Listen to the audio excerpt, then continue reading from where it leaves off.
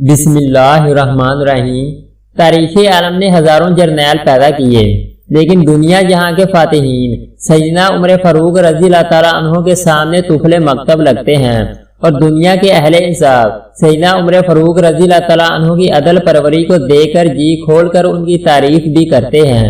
امیر شریعت سید عطا اللہ شاہ بخاری نے ایک سوال کے جواب میں فرمایا تھا کہ عمر رضی اللہ تعالیٰ عنہ مراد رسول صلی اللہ علیہ وآلہ وسلم ہے، یعنی دیگر صحابہ کرام رضی اللہ تعالیٰ عنہ مرید رسول ہیں، اور عمر فاروق اعظم رضی اللہ تعالیٰ عنہ مراد رسول ہیں۔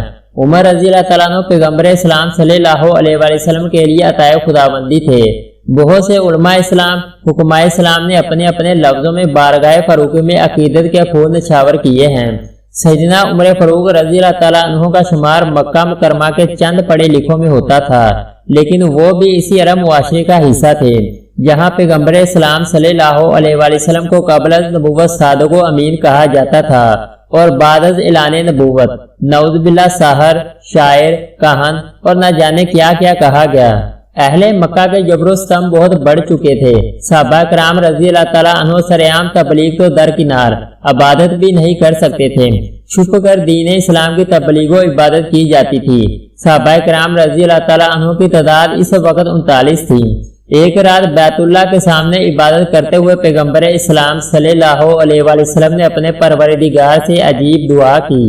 مانگی بھی تو عجیب شے مانگی، کسی کے وہم و گمان میں نہیں تھا کہ دعا میں یہ بھی مانگا جاتا ہے۔ اسلام کی بڑھوتری کے لیے دعا کی جاتی، اہل مکہ کے ایمان لانے کی دعا کی جاتی، دنیا عالم میں اسلام کی اشاعت کی دعا کی جاتی، یا اہل مکہ کے ظلم و ستم کی بندش کے لیے ہاتھ اٹھائے جاتے۔ لیکن میرے عظیم پیغمبر صلی اللہ علیہ وآلہ وسلم نے دعا کی کہ اے اللہ، عمر ابن حشام اور عمر بن خطاب میں سے کسی کو اسلام کی عزت کا ذریعہ بنا۔ نبی کریم صلی اللہ علیہ وآلہ وسلم نے مکہ مکرمہ میں 2 لوگوں کو نامزد کیا اور فیصلہ خدائے عالم الغیوب پر چھوڑ دیا کہ اللہ ان دونوں میں سے جو تجھے پسند ہو وہ دے دے۔ اللہ تبارک تعالیٰ نے پیغمبر اسلام صلی اللہ علیہ وآلہ وسلم کی دعا کو شرف قبولیت سے نوازا، اور اسباب کی دنیا میں سیدنا عمر فاروق رضی اللہ تعالیٰ عنہ کے اسلام لانے کا سبب یہ بنا کہ ایک روز آپ جا رہے تھے، راستہ میں بنو زارہ سے تعلق رکھنے والا ایک شخص ملا جس نے پوچھا کہ عمر خیریت ہے، کہاں جا رہے ہو؟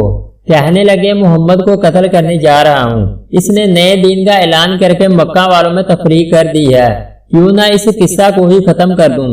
بنو زارہ سے تعلق رکھنے والے شخص نے کہا کہ عمر اگر تم نے ایسا کیا تو کیا بنو ہاشم و بنو زہرہ تم سے انتقام نہیں لیں گے؟ کہنے لگے لگتا ہے کہ تم بھی اس نئے دین میں شامل ہو چکے ہو۔ انہوں نے کہا کہ پھر پہلے اپنے گھر کی خبر تو لو، تمہاری بہن اور بہنوئی مسلمان ہو چکے ہیں۔ جلال میں نکلنے والا عمر سیدھا بہن کے گھر پہنچتا ہے۔ یہاں سیدنا خباب رضی اللہ تعالیٰ عنہ ان کے بہنوئی اور بہن کو سورہ طٰہٰ پڑھا رہے تھے۔ حضرت عمر نے باہر سے آواز سنی اور دروازے پر دستک دی۔ اندر سے پوچھا گیا کون؟ عمر۔ نام سنتے ہی سیدنا خباب رضی اللہ تعالیٰ عنہ چھپ گئے۔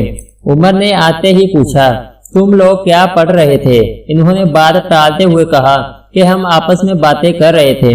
کہنے لگے میں نے سنا ہے تم نئے دین میں شامل ہو گئے ہو۔ بہنوئی نے کہا کہ عمر وہ دین تیرے دین سے بہتر ہے، تو جس دین پر ہے یہ گمراہ راستہ ہے۔ بس سننا تھا کہ بہنوئی کو دے مارا زمین پر۔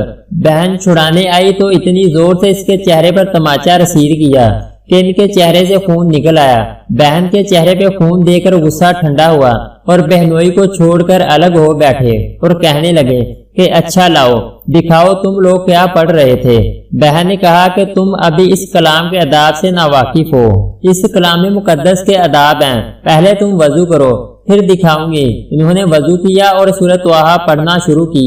یہ پڑھتے جا رہے تھے اور کلام الہی کی تاثیر قلب کو متاثر کیے جا رہی تھی۔ خباب بن ارث رضی اللہ تعالیٰ عنہ یہ منظر دے کر باہر نکل آئے اور کہنے لگے عمر کل رات نبی کریم صلی اللہ علیہ وآلہ وسلم نے بارگاہ خداوندی میں دعا کی تھی کہ اے اللہ، عمر بن حشام یا عمر بن خطاب میں سے کسی کو اسلام کی عزت کا ذریعہ بنا، یا ان میں سے کسی ایک کے ذریعے اسلام کی تائید فرما۔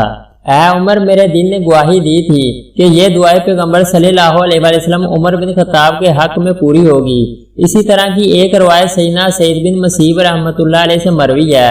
وہ فرماتے ہیں کہ جب کبھی رسول اللہ صلی اللہ علیہ وآلہ وسلم عمر بن خطاب یا ابو جہل کو دیکھتے تو رب العزت کے حضور دستے دعا دراز کرتے ہوئے فرماتے کہ اے اللہ ان دونوں میں سے جو تیرے نزدیک زیادہ پسندیدہ ہے اس سے اپنے دین کو قوت عطا فرما۔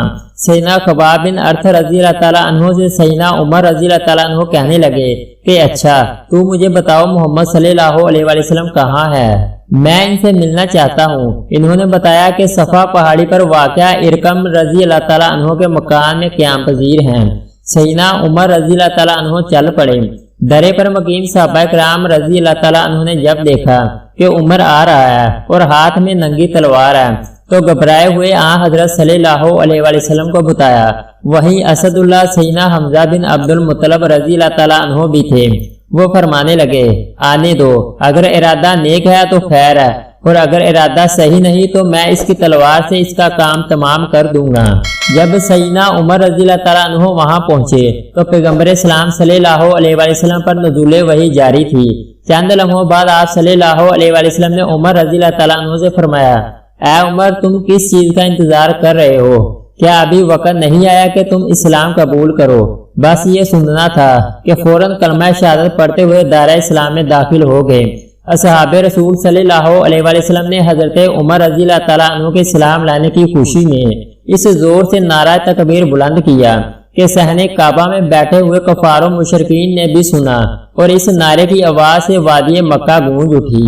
پھر نبی کریم صلی اللہ علیہ وسلم نے سیدنا عمر رضی اللہ تعالیٰ عنہ کے سینہ مبارک پر دستے اقدس رکھا اور دعا فرمائی یا اللہ اس کے سینے میں جو کچھ میل کچیل ہو وہ دور کر دے اور اس کے بدلے ایمان سے اس کا سینہ بھر دے۔ قبول اسلام کے وقت بعض مورخین کے نزدیک آپ کی عمر 23 سال تھی اور بعض کہتے ہیں کہ عمر 26 سال تھی۔ مصر کے ایک بہت بڑے عالم مفسر قرآن نے عجیب جملہ کہا ہے کہ حقیقت یہ ہے کہ عمر رضی اللہ تعالیٰ عنہ اسی گھڑی پیدا ہوئے اور یہیں سے ان کی تاریخی زندگی کا آغاز ہوا۔ مفسر قرآن سیدنا عبداللہ بن عباس رضی اللہ تعالیٰ عنہ فرماتے ہیں حضور سرور کائنات صلی اللہ علیہ وسلم نے فرمایا کہ جبرائیل میرے پاس آئے اور کہا کہ آسمان والے عمر رضی اللہ تعالیٰ عنہ کے قبول اسلام پر خوشیاں منا رہے ہیں۔ اگر آپ کو ہماری ویڈیو اچھی لگی ہے تو اس کو لائک اور سبسکرائب کر دیں۔